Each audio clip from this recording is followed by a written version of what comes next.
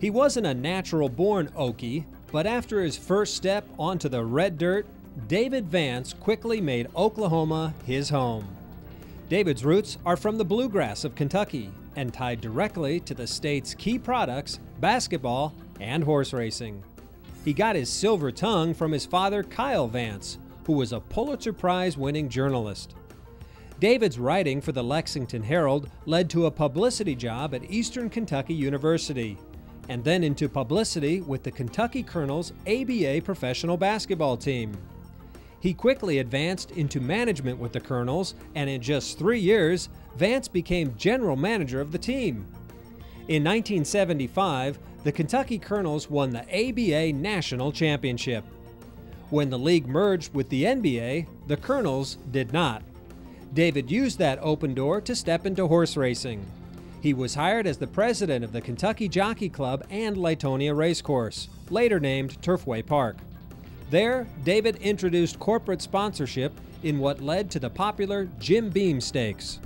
Along the way, David became acquainted with Edward J. DeBartolo, shopping mall magnate, champion professional sports team owner, and owner of 2, soon-to-be 3, thoroughbred racetracks. Vance was hired to be the vice president of DeBartolo Racing, and most importantly, for the birth and development of Remington Park. David was omnipresent in establishing a foothold within the community of Oklahoma City, and his unmistakable smile was part of the Remington-friendly customer service program he established. We're ready for horse racing, though, and Dave Vance is the man who spearheaded the birth of Remington Park. Gives us a tour of this facility. Let's hear this message now from Dave. We've had an opportunity to learn a lot of things over the years, and we tried to apply it in the design of Remington Park. Started with a concept of trying to provide something for everyone. Dave, since we arrived, we've heard and experienced Remington friendly.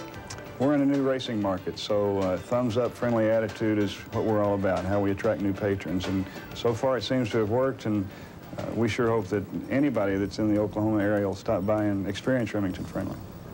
David was also instrumental in bringing OTB wagering into the state and simulcasting to Remington Park. And the Wallet Day promotion in February of 1992, which saw 26,411 in attendance, remains the record largest crowd in RP history. Vance's accomplishments at Remington Park earned him respect on both the national and international scene, serving as president of the Thoroughbred Racing Association in 1992 and as speaker on racing matters in Japan, France, and throughout Latin America. In roughly 10 years of dedicated service, the name Vance became synonymous with Remington Park. And in 2011, the David Vance Sprint was introduced to the Thoroughbred Stakes schedule. David Vance can be replicated, but not duplicated. There really is only one Mr. Vance. David kept his ears and lips on the radio that was attached to his arm, but he also kept his eyes on the operations, and his heart was and is always with the people. Most importantly, that Vance glance and that mile of smile was for real. And fortunately for Oklahoma horse racing, so is David Vance.